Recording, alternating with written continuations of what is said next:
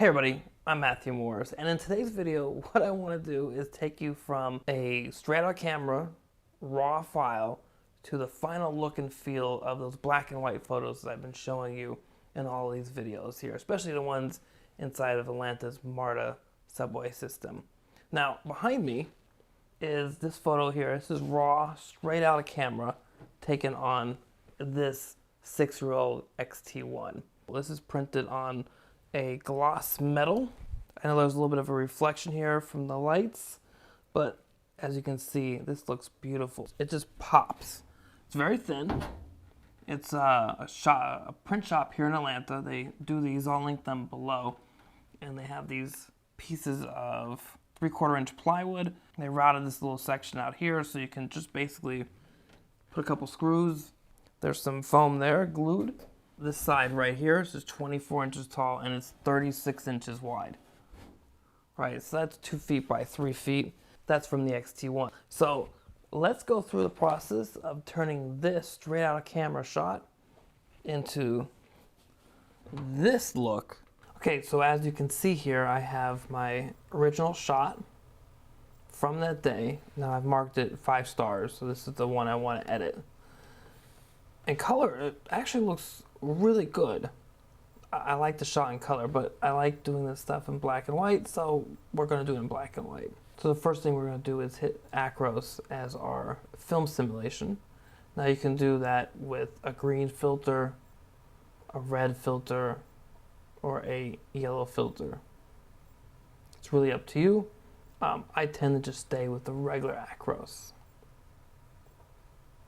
Okay, and then from there, my next step is to draw my blacks. So I reduce my blacks, find an area I'm comfortable with, start with. I'm going to punch up my contrast. And what I'm trying to do is get a separation from my subject to the background. Now I'm going to drop my highlights a little bit. I want to throw some texture on this. I usually do that a little bit earlier because I like having texture for some reason. I really like how it looks, so I throw this texture onto the photo really early. I think exposure is fine. I don't think it needs to go down. I don't think it needs to go up. Just right where it was. Got lucky, it was good. We can try the shadows. Yeah, let's take the highlights down even more. The black should be just a touch lower, just a touch. So I was a little overexposed. My highlights were popping. They're way too hot here. So I brought them down. Here they are at 0. Here they are down. So when I shoot these types of photos, I'm spot metering. So my spot metering is also the same spot my focus is. So my focus box here was most likely right here in the center, and I spot metered with that at the same time. So I'm metering for him, and this is why we need to drop the highlights and do other things that are, so I'm paying attention to just metering for this person or this object here instead of the entire composition. So now what I'm going to do after I'm pretty close to this, I'm going to come back down. I got texture I put into it, but I haven't any clarity yet, so I want to jump on the clarity slider. And this is going to add some extra punch, a little bit extra contrast at the very end.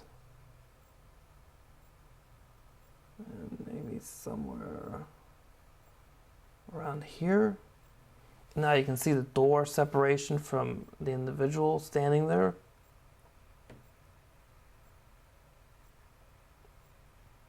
See how that contrast really hits there. For the most part, he stays the same. But when I kick up the clarity, that creates that additional amount of contrast between the subject, the person who's the subject of the photo, and the background. And that's it. So I hope you found that tutorial to be helpful, walking through my process of creating the look of these types of photos that I've been making, especially the ones in the MARTA subway station. But just take a look at this again. This is 36 inches wide, 24 inches tall, off a 16 megapixel XT1. And look at the results here. I think it printed beautifully. It scaled up very nicely. It just looks fantastic. Now, the file I sent to the printer was 300 dpi at this size, so I did have to scale this image up. So I hope this gets you to, one, want to print your photos.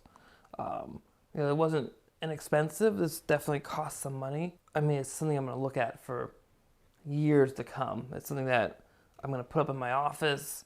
It's something that I'm going to make another print of so I can sell it at another art show coming up here in the future, or hope to sell it at least, plus some other ones. And I don't know, it's awesome to get your stuff printed and printed large.